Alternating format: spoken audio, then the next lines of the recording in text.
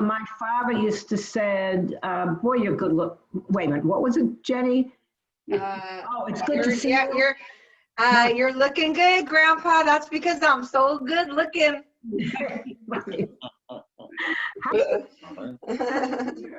So Noah, my son, my youngest son, Noah, is on his way right now to Miami.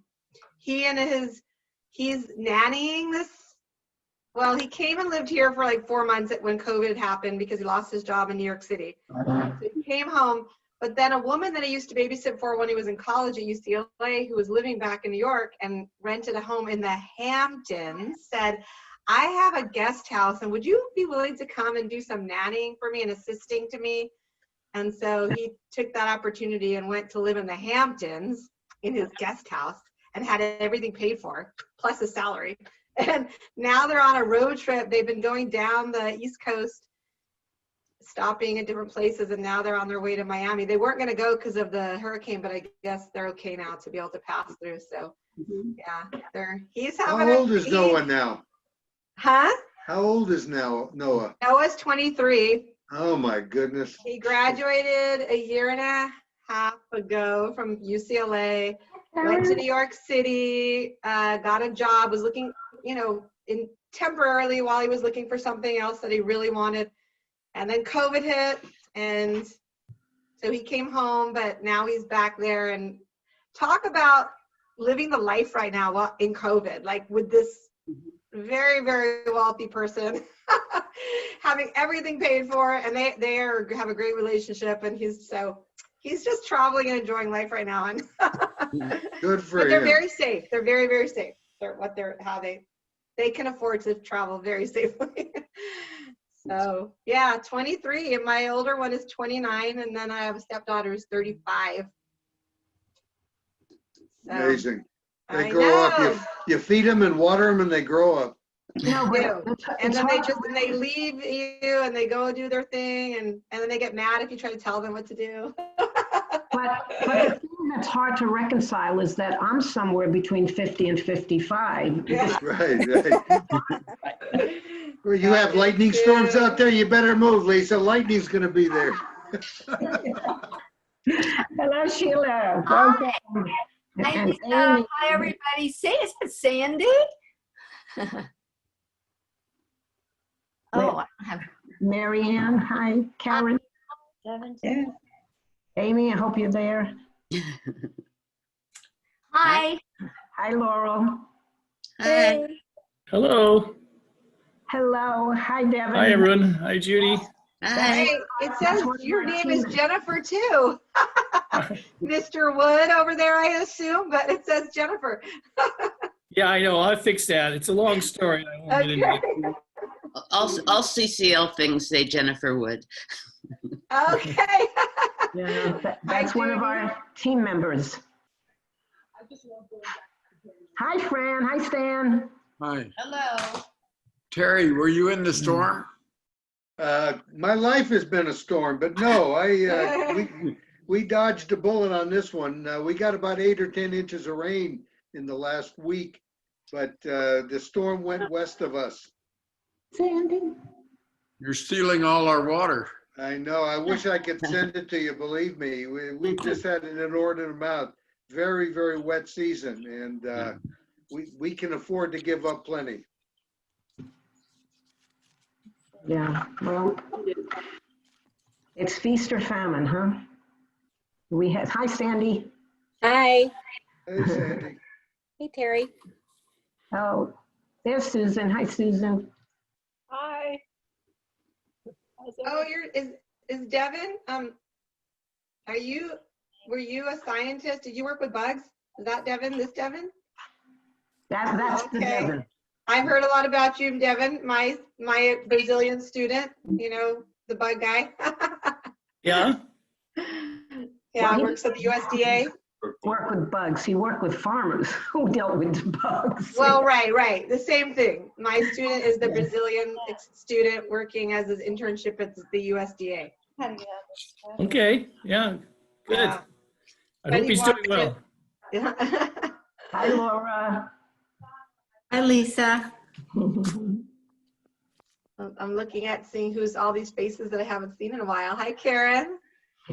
Looks like a pretty good turnout. And A Marianne. lot of good smiling faces. That's because of our wonderful supportive Sandy and Amy. friends. Oh, and Sure. even the rabbi's here. Wow, look at that, Mom. You got some. I know, I know. Now you need to do even better. Oh, Laura. Hi, Jennifer. Hi. Hi, Chris Brown. Hello. Hello, Ron Miller.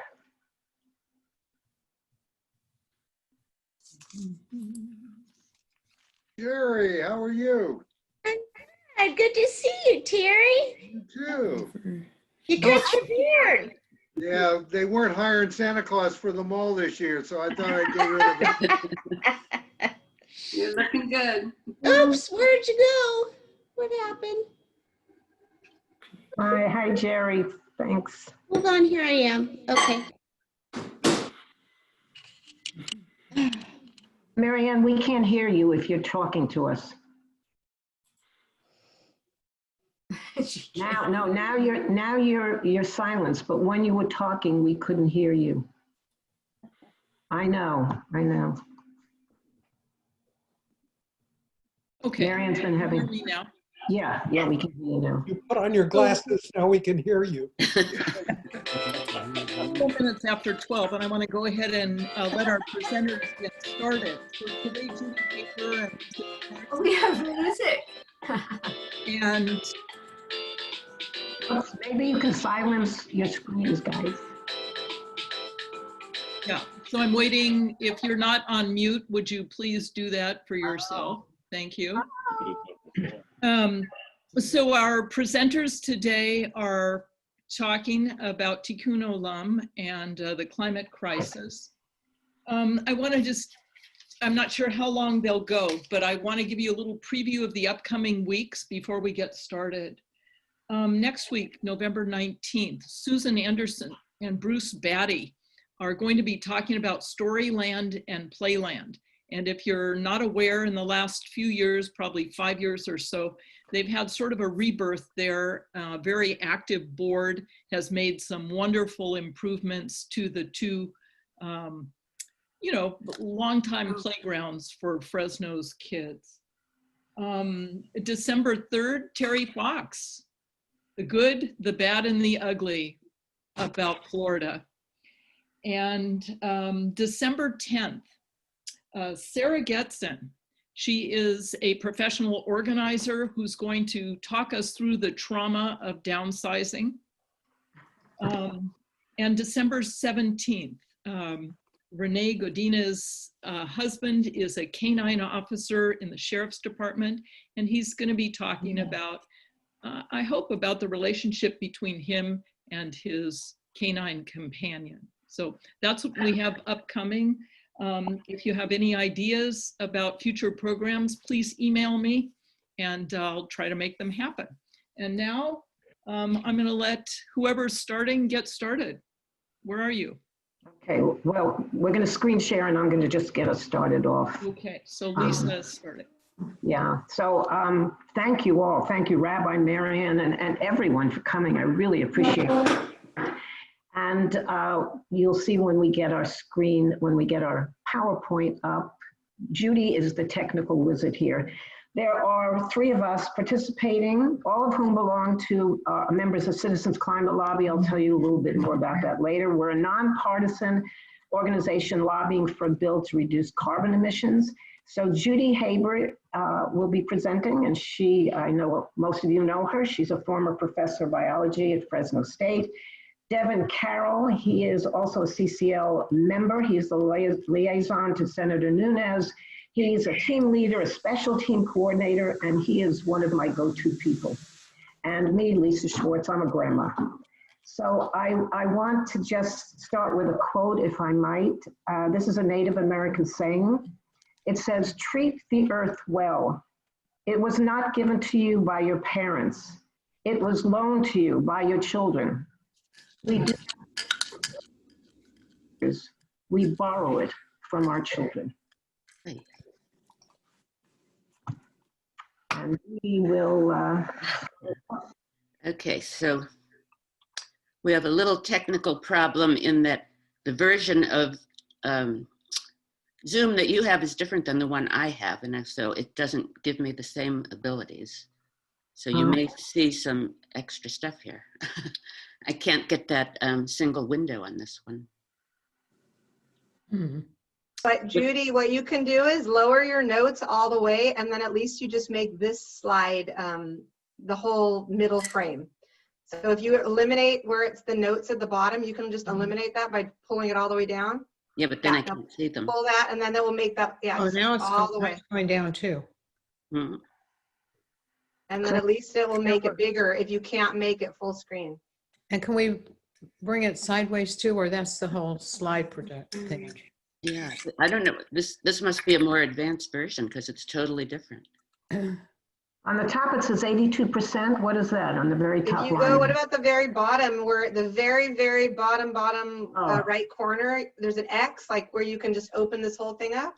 Or on the left side, that should be the slide view. See where it says normal view, and then there's a little thing on the Yeah, bottom? I know that. If you hit play on yours, all of that Right. should go away, and it should. Yes, I'm aware of that, but then we can't see the notes that we were planning to see. Oh, you have to look at it on your own outside of that, yeah. Okay, well, let's just see where we are. And nothing is the same. This is really. So you're seeing that? I see a slide that says Jewish views on climate change. Do you see just the slide, or do you see the I see them all on the left-hand side. You see the left? Yeah. Yeah, okay, and I see pictures of you guys, so. Okay, well, we'll just go in and see You what can't go to the left bottom like Jenny was talking about, or the right to open full screen? Or will that mean you'll lose everything? All the way on the bottom. Oh, you'll lose all your notes? Is different. And I don't even see the Zoom choices here.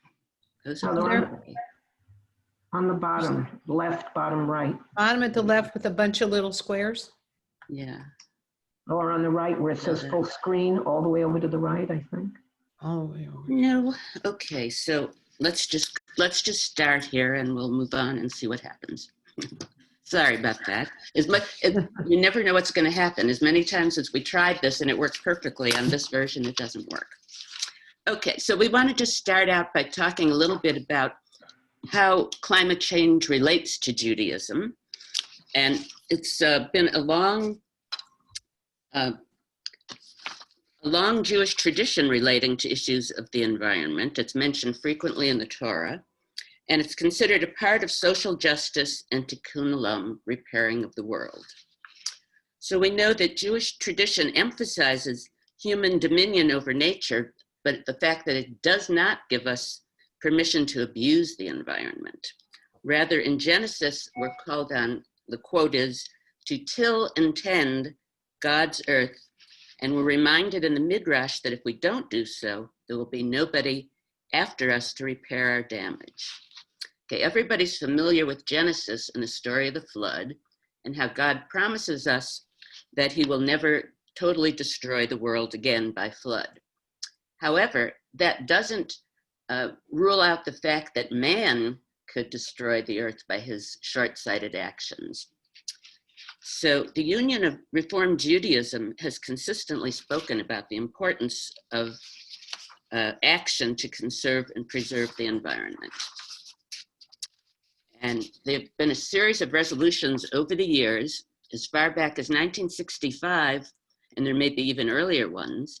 They said that conservation and the development of natural resources is important, and they affirmed that human impacts on the environment and that it's our responsibility to take steps to protect communities from those impacts and, when possible, reverse them.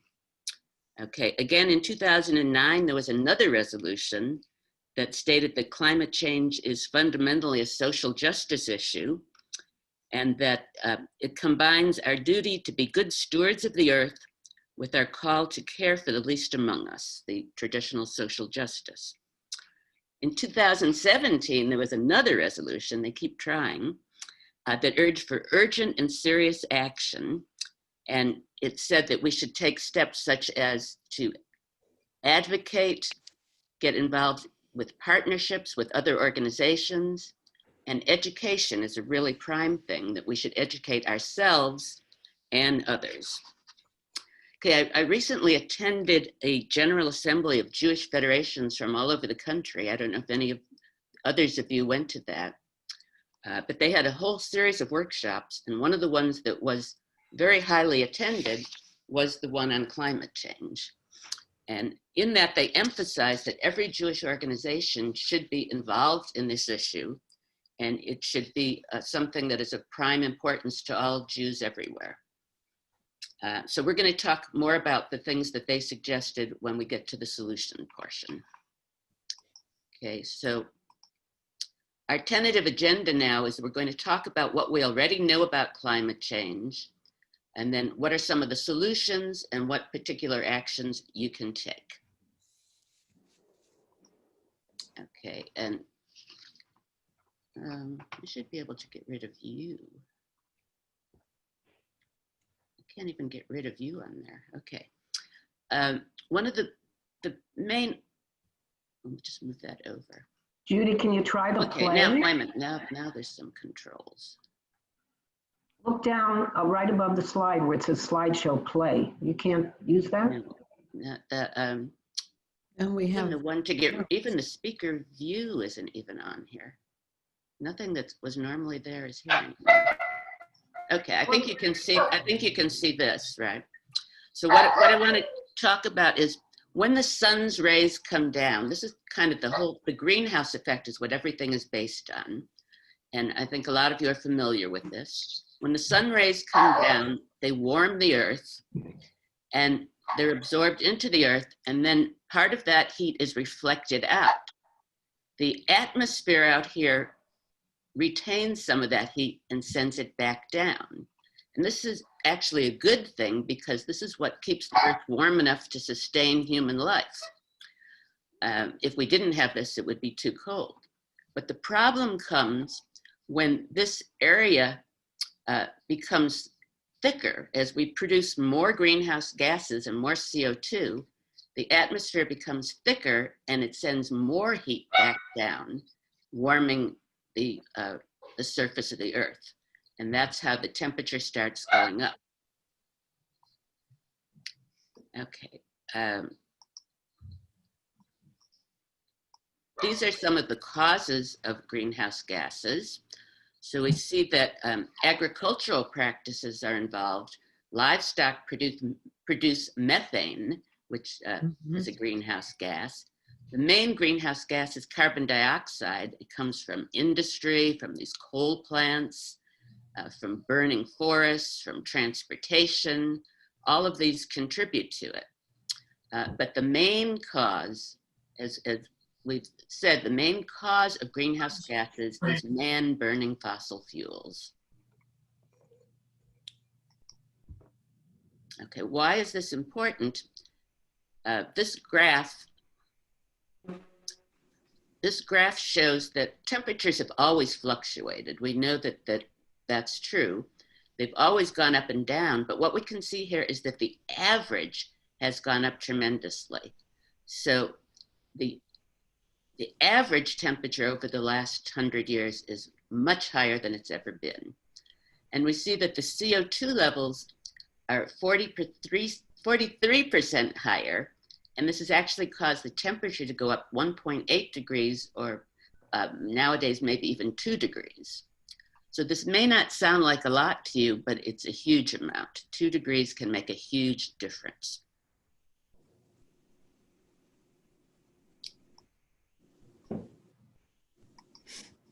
So we've actually seen that in the last 22 years, 20 of the warmest years ever on record have occurred in these past 22 years.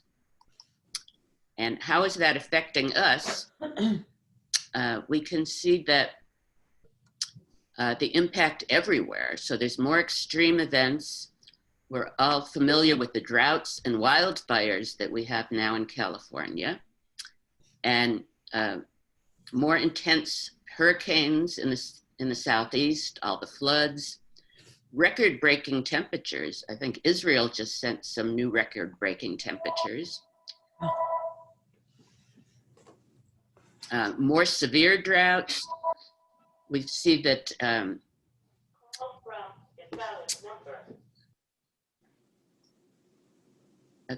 the ocean temperatures have gone up. A lot of that heat gets absorbed into the ocean, and that causes the coral to die. We've seen 50% of the coral get bleached and die.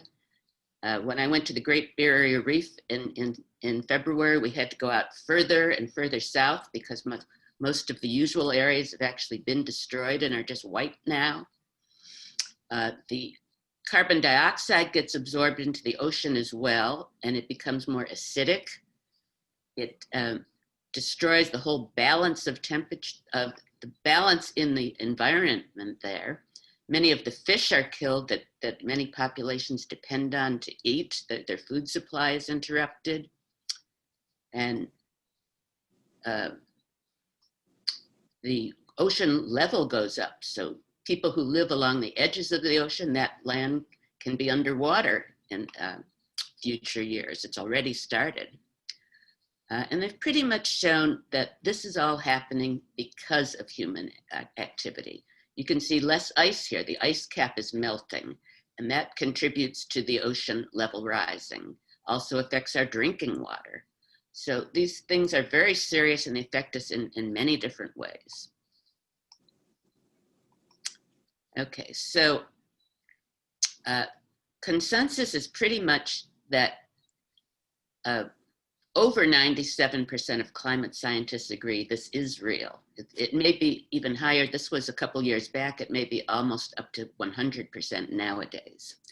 They've shown that climate warming really is real. It's caused by these increased greenhouse gases we just talked about, and it is human activity that is causing almost all of the increase. There is worldwide agreement to this. It's not really controversial anymore. Okay, so what do these temperatures mean to us in California and here in the Central Valley? We see the temperatures going up. So it used to be, if we look at just the number of days that are over 95 degrees, okay, it used to be something like 44 days a year. Now we're seeing something like 63 days a year that are over 95. And they expect that it will go up to about 85 days by 2050 if nothing changes.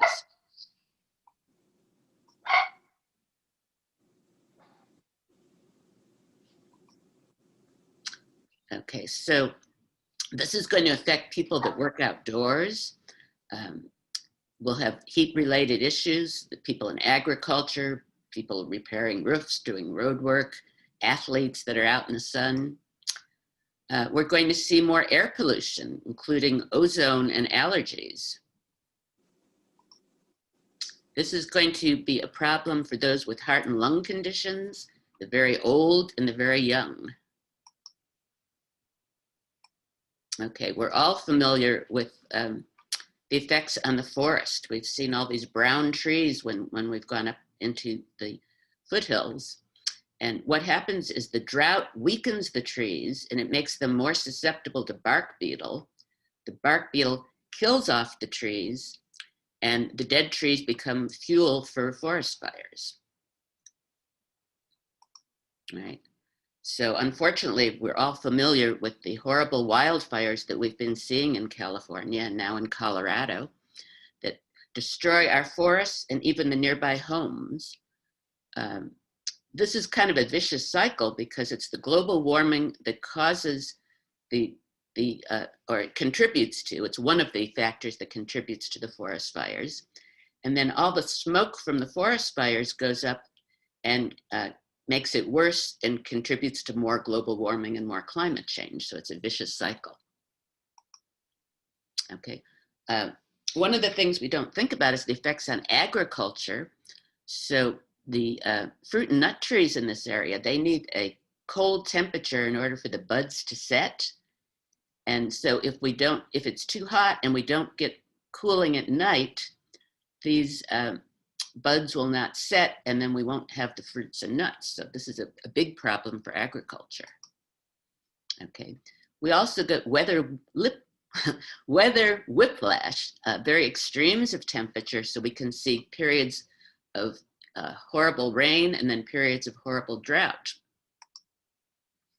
Okay, this is a satellite view of the Sierra snowpack, and you can see the difference here in 2013 versus 2014. You know, lots of snowpack here, almost none here. This variability in snowpack affects our water supply, and we hear about this every year when we go on water rationing and have all these terrible problems. Okay, the IPCC, which is the Intergovernmental Panel on Climate Change, it's a worldwide body of respected scientists who are experts at this stuff. And they say we have maybe 10 years to change our carbon consumption patterns before the damage is so intense it's impossible to reverse in our lifetime, or maybe even in our grandchildren's lifetime. And the next 6 years are extremely critical, and that's a pretty short time to tackle such serious problems. Okay, so there are a lot of possible climate solutions. Lisa's going to go into these now and try and talk a little bit about what some of the potential solutions are. Okay, so there are a number of them that we've heard about, such as the Green New Deal, the carbon capture and sequestration, the renewable energy, and the ones that we're particularly interested in, I'll talk about carbon pricing, which includes cap and trade and carbon fee and dividend. So what are the experts saying? The experts say that we have to reduce greenhouse gas emissions 50% by 2030. And that's only 10 years away. So we have to also achieve carbon neutrality by 2050. The carbon we are emitting has to equal the carbon we're taking in. So what makes a good climate solution? And number one, it has to be something that'll drive large scale change quickly. So the solution must match the scale of the problem. It has to also use incentives that support choice, the carrot rather than the stick. And it has to be fair. Those who contributed the least to cause climate change are suffering disproportionately the negative effects and impacts of climate change. And very importantly, it has to be what we call sticky, bipartisan. And of course, we want something that's healthy for the planet and the economy.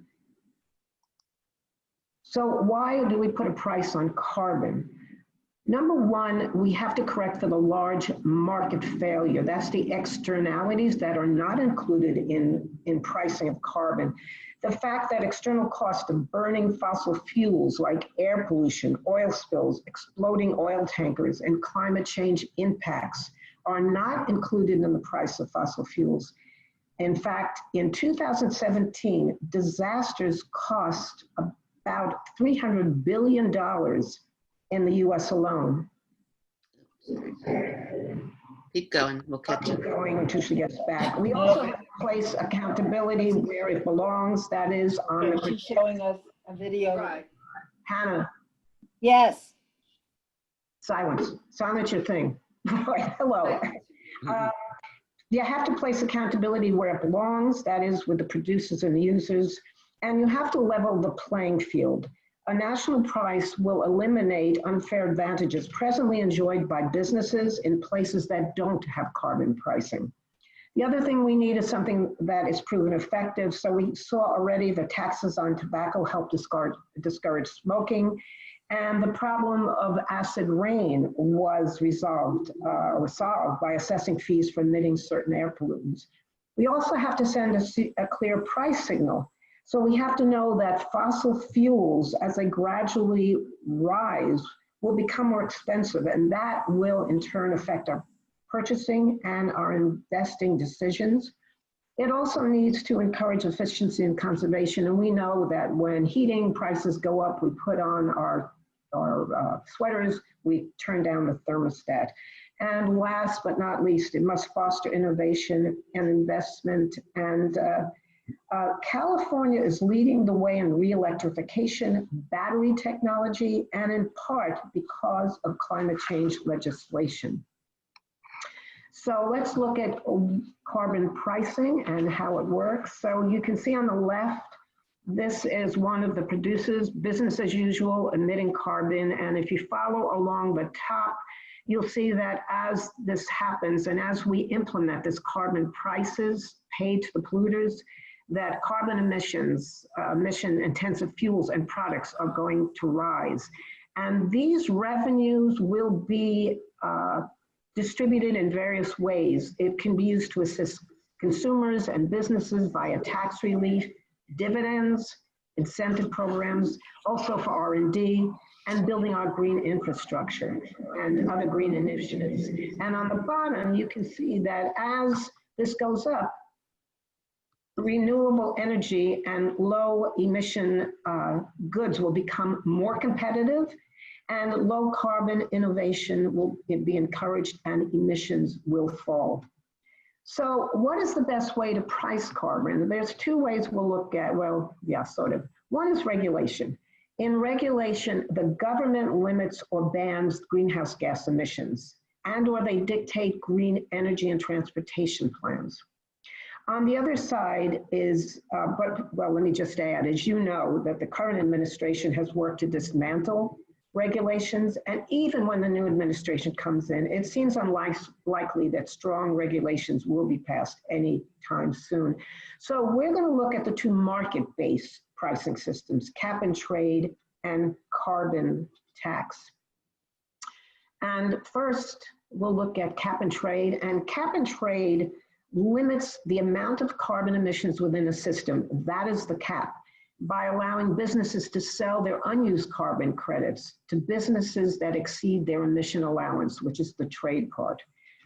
So if you look at this next slide, you'll see a diagram of what happens.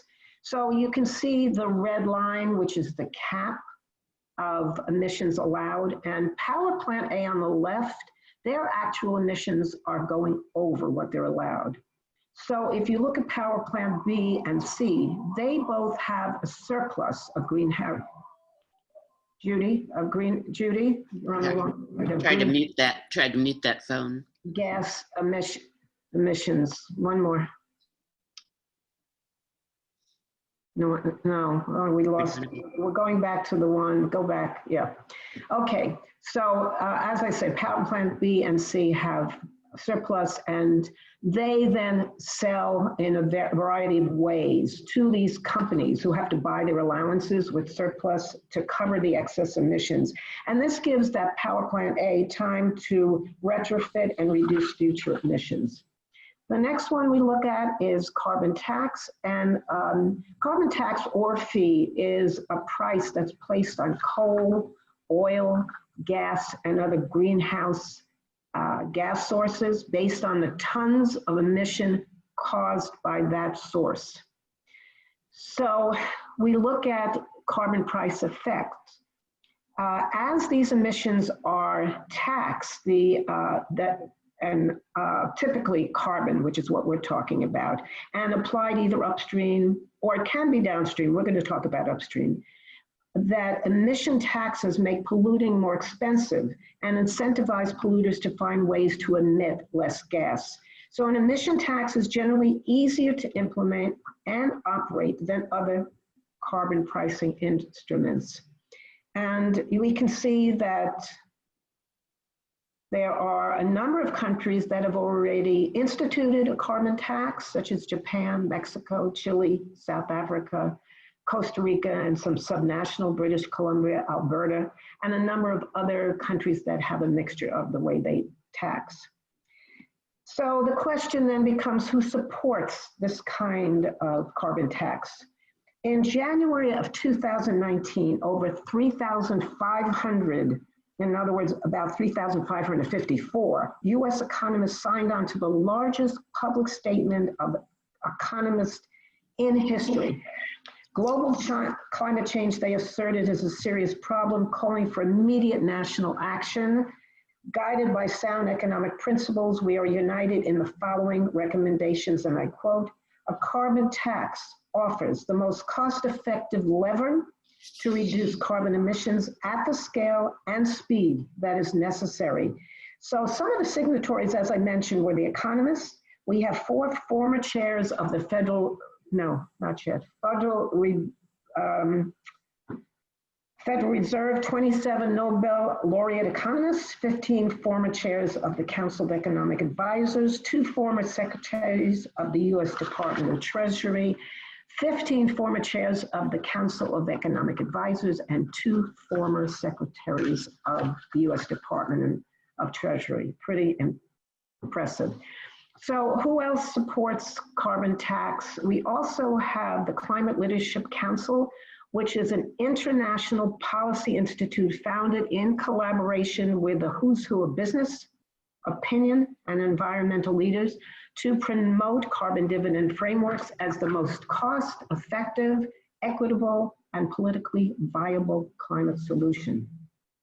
Who else supports it? We have youth, and youth is becoming really involved, which is very, very encouraging. We have such organizations as Students for Carbon Dividend and Put a Price on Carbon.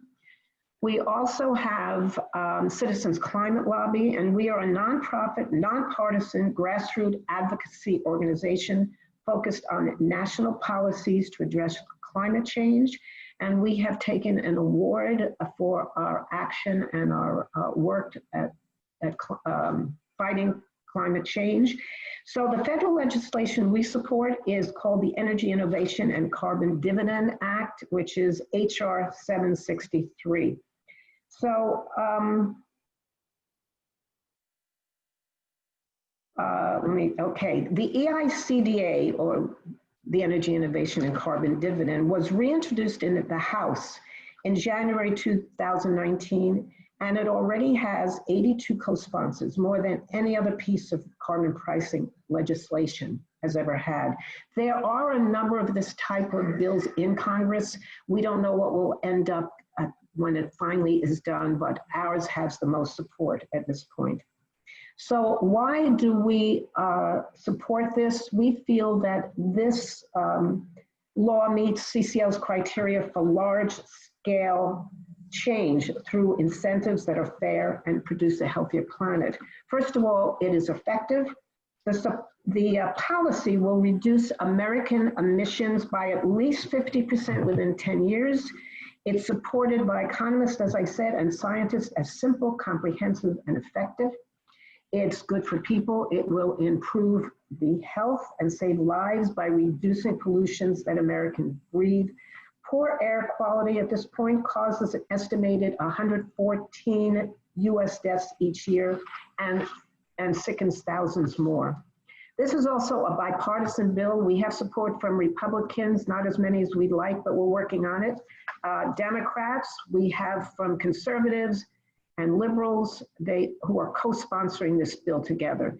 The majority of Americans support Congress taking action on climate change, and solving climate change is just too urgent to get caught up in partisan politics. This is also a revenue neutral bill. The fees collected will be given to all Americans to spend any way they choose.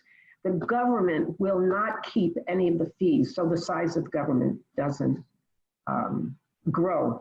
So this is a diagram of how this works. CCL proposed plan is based on the premise that if you want to use less of something, make it more expensive, like we did with cigarettes or alcohol. I don't know about alcohol. Okay. We like to think of our plan as the climate protection bill.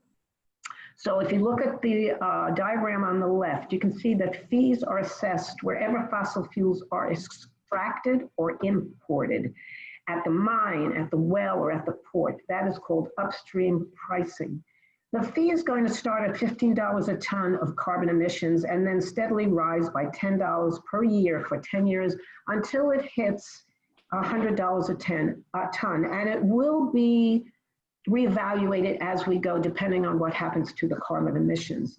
Most of these funds that are going to be collected by the US Treasury would be refunded to US households as a monthly dividend to help compensate for what will be some higher prices. The estimate is that in the first year, there would be around a $660 per household dividend.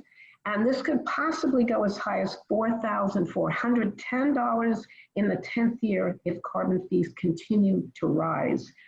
Economists say that the lower and middle income will get more in dividends than increase in cost of living.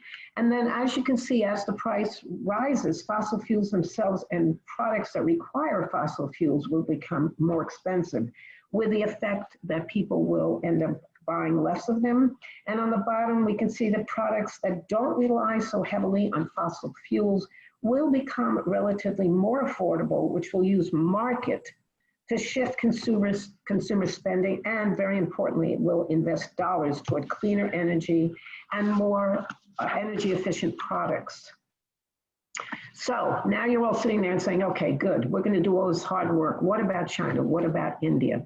Well, in our bill, that takes this into account. And we are, next slide, please. We do have within the plan a border fee adjustment, which levels the playing field between countries and incentivizes others. So what this does is we impose on carbon intensive goods imported from countries, we impose a border fee if they do not have comparable carbon pricing. And inversely, if American companies are shipping to countries without taxes, we give them credit. So side-by-side comparison, you look at cap and trade and carbon tax and fee. So cap is a much more complicated way to enforce. This charges end users, such as power plants, cement factories, auto emissions, and it requires keeping track of all of these different emissions and reporting these to regulators. While the tax is much simpler and much more efficient, the tax is imposed on upstream producers, and we already are keeping track of that emissions. So now you're asking, what can I do? Next slide. All right, so let me give you some suggestions. One of the things you can do is, next slide please, is to communicate. And you can communicate with your members of Congress or your senators. You can call them, you can write them. This is just something that Citizens Climate Lobby has for their members, or you can use social media, tweeting, Facebooking. You can also join CCL if you choose to, and I'll have more information on one of our other slides. Another thing that you can do is join some of our local groups. So you can join or support the local organizations like Citizens Climate Lobby, like the League of Women Voters Climate Change Task Force, the Central Valley Air Quality Coalition, the Sierra Club, the Asthma Collaborative. Next slide, please. So the other thing you can do, and I know I've talked to many of you about this already, you can join Citizens Climate Lobby monthly calling campaign. We are all called once a month to our members of Congress, and if we choose our senators, it's a 3 to 5 minute call. It is super, super easy. If you're interested, you can do it at cclcalls.org. We're going to put that in the chat. I would love to have some of you join us. And for more information on Citizens Climate Lobby, you can go to our website at citizensclimatelobby.org. So I want to finish my part by a quote. Marshall Saunders was the founder of Citizens Climate Lobby and a wonderful person. He passed away last year. But he said, and I quote, "I used to think that the important people were taking care of the important problems. No, preserving a livable world is up to us little people. What we do and do not do really counts." Thank you, and Judy. So there's a lot of individual actions that you can take, just small steps, and I know a lot of you are already doing all of these things. It was really funny, this morning in my email, I got an email about an app called Evie. You know how Google and the internet knows everything you're doing? You know, it's kind of creepy. They're watching you all the time. So they knew that I was interested in climate change, I guess, and they sent me this app. It's kind of a fun little app where you can just estimate your own carbon footprint. So you can see what you're doing, and you input things like how many miles you drive and how many square feet your house is and how many days a week you eat meat. And you actually get a rough estimate of your own carbon footprint. And then in other portions of the app, there's suggestions of things you can do to neutralize that and habits that you can have and change that will really help. And when I checked the App Store, there's actually like 20 or 25 different apps that deal with climate change and educating you on climate change and things you can do. So that's just kind of a fun thing you can think about. But back to the Jewish aspect of it, the seminar that I was telling you about, the Jewish Federation one, they kind of ended with saying, to be Jewish is to work for a more sustainable world. It's who we are, and to be the agents of change. And then again, the things they suggest we do are to advocate. So doing things like making calls with CCL, partnering with various organizations. Lisa showed you the list of some of the organizations that are around, the organizations working together, getting all of our Jewish organizations involved in this. And then educate ourselves and others, certainly our children. We want to see that the Sunday school and religious school is involved in this. I think they already are. Getting our kids involved, getting ourselves involved, and just the more you can learn about it, the more you can do.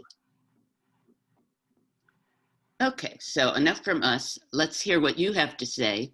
What did you learn or relearn today that's important or energizing or exciting to you?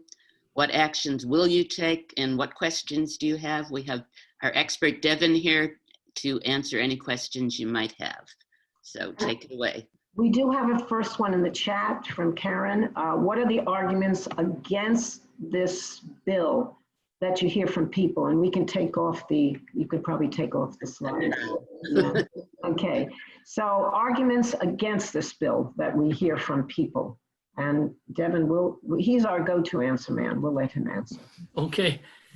Well, when we talk to some of our Republican members of Congress, they say they're defending the oil and gas industry. They say this bill is intended to tax a whole industry out of existence, which is actually kind of true, but it's also replacing it with new industry in the green energy. They also say it costs too much, but actually it costs a lot less than letting climate warming take its course. So it's actually will save our economy in the long run. Any other questions?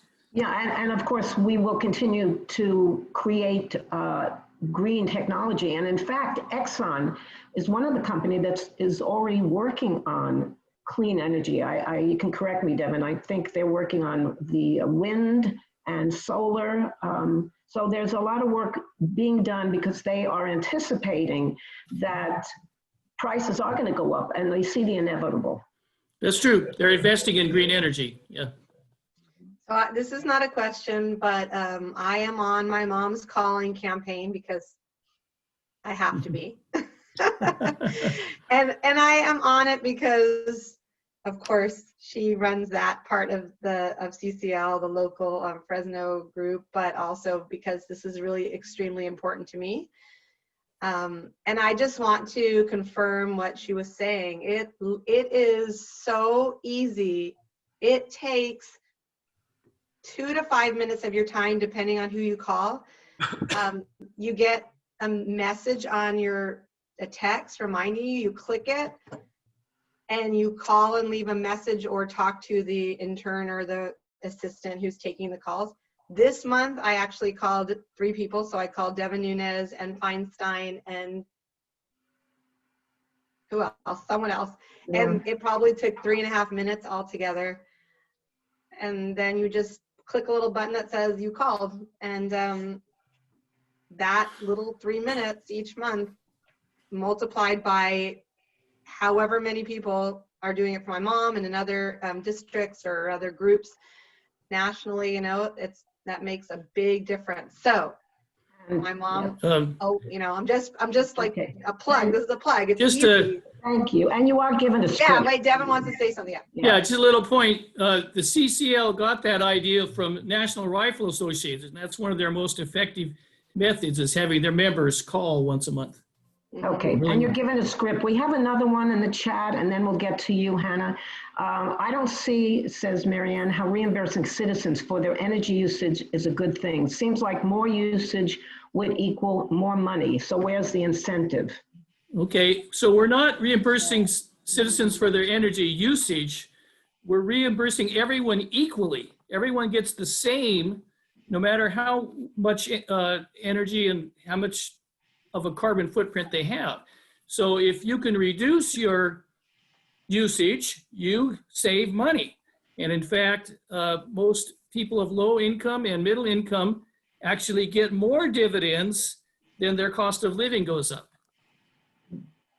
So we're just compensating. I thought so, Marianne, too, but we're compensating because prices are going to go up. There is going to be pressure on the public with increased prices before we transition to green energy. And so this is trying to help them in the process of transitioning. And the government— Is this money coming from the carbon taxes that you're collecting? This comes from the— And then it's just being distributed equally amongst the, okay. Exactly. Hannah? I was just curious. I called Devin Nunes, who's frankly a hopeless case in this matter. But how about some of the other Congress people in our area? You have Costa, you have Valadeo or Cox, depends who gets it. Yeah, we do that. And a whole bunch. You have the ones in Northern California. You're mainly supposed to call your own local person because that's the one who's interested in hearing from you. Yeah, and So we are— do you have people calling in the other districts? Yeah, Hannah, I'm in charge of Districts 16, 21, and 22, but there are administrators all throughout the country in charge of their districts. Yeah, and okay, and we had one in the chat too from Helen. Have incentives to the fossil fuel industries to invest in R&D and transfer to sustainable energy been considered? Yeah, there's lots of incentives being offered. But the main incentive is this bill that the carbon price, they pay the same carbon price as everyone else on their whatever functions they have. So their business also has to pay for the energy, and they're incentivized to reduce and conserve so that they're not paying that.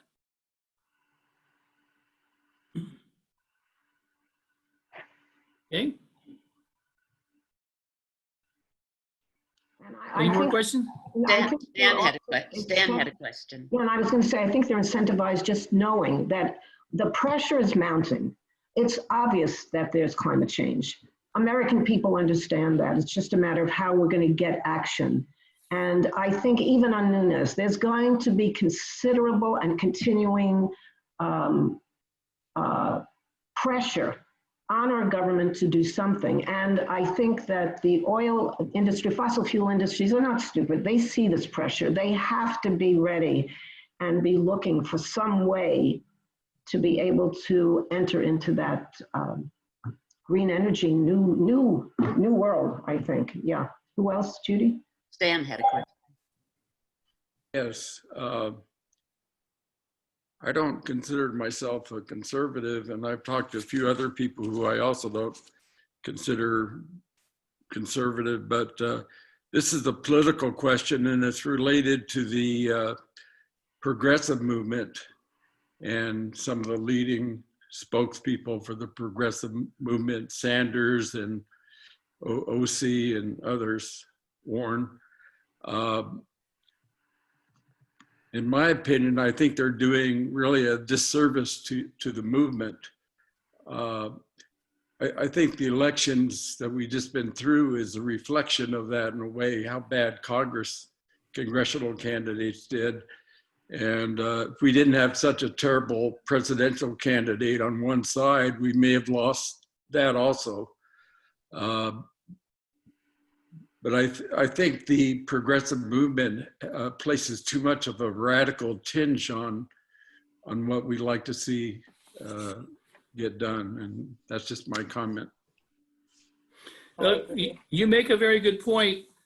Not that I'm opposed to the Green New Deal, but this is not the Green New Deal. This is your centrist, moderate, bipartisan. This is something that everybody can support from both ends. And it's also something that will last. If they pass the Green New Deal, and then in the next election, the Republican president comes in and whatever, they'll tear it apart, just like they did to the Obamacare, right? So it has to be something that's going to stay with us because both parties are invested in it. That's why bipartisan is so important. And that's why also it's very important to reach out.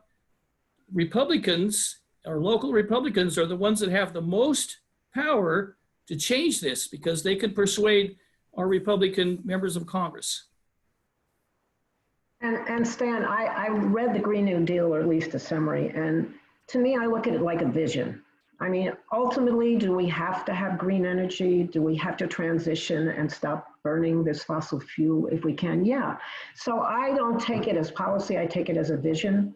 And ours is policy that we're trying to enact quickly to. That is, yeah, but that, and I'm not saying what you're doing even reflects the Green New Deal or anything, but I think there's a large number of people that don't look into it deeply, aren't well versed in the issues, and all they see is the peripheral part of it. And I think.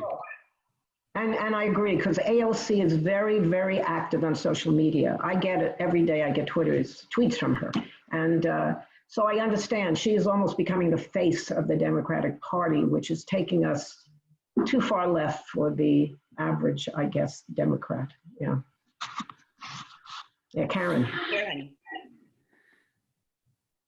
I see a question about what political response is expected from the oil reducing countries of the Middle East to carbon taxing. It's important to understand that oil from many of these countries is a lot cheaper than oil from America.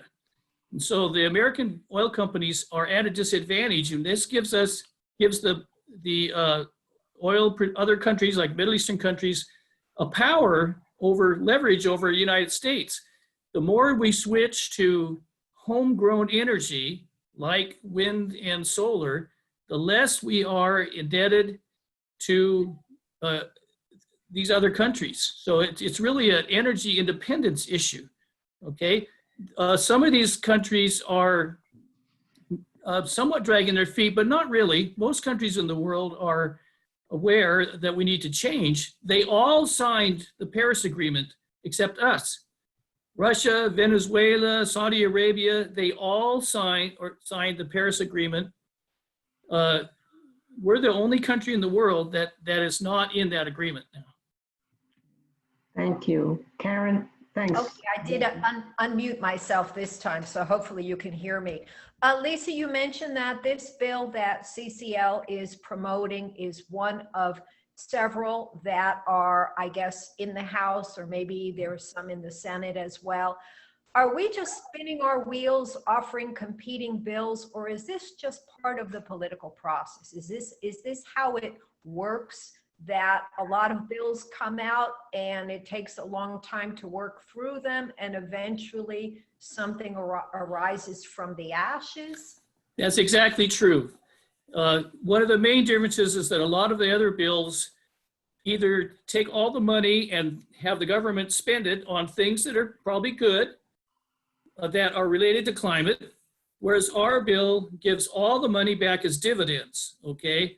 So it could very well be that as you work through Congress, that you'll come out with a bill that maybe gives a lot of it in dividends and some of it spends on other things like incentives and retraining coal miners, those kind of things. In fact, the bill that Dianne Feinstein and some others put into the Senate does exactly that. It's about 70% dividends and 30% to these other things.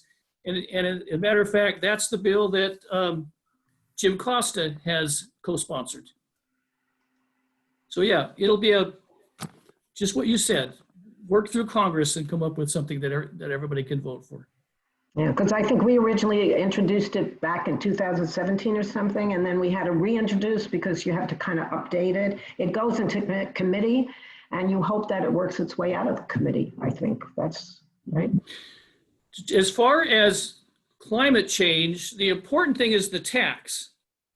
What you do with it is a matter of fairness and what works best for the people. But the tax is what reduces carbon emissions. What you do with the money is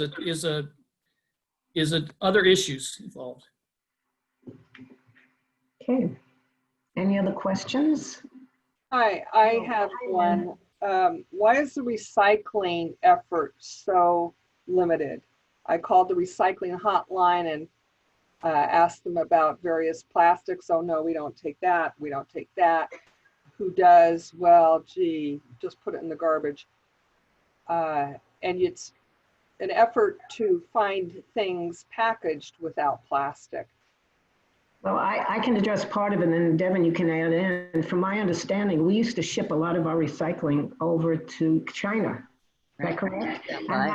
And now they don't take it anymore. So I don't know. From what I heard a few weeks back or a month ago, they are not doing recycling. Did you hear anything, Judy, Devin, anyone? Yeah, Well, they've stopped taking a lot of it.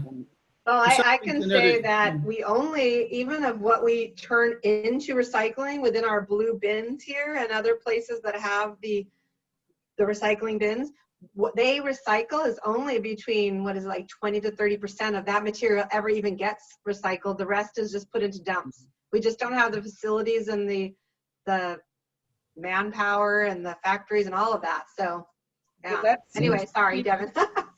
I don't really know the answer to that. That's a different area. Well, anyway, we don't. So whatever you put in there, even in those blues, most of it's not going to get recycled. Most of it's going to end up in land dumps, and those land dumps are going to end up in water, and that water is going to end up in the ocean, and then we're just going to be sending it out to the Pacific garbage dump and to other countries because our plastics often end up on the.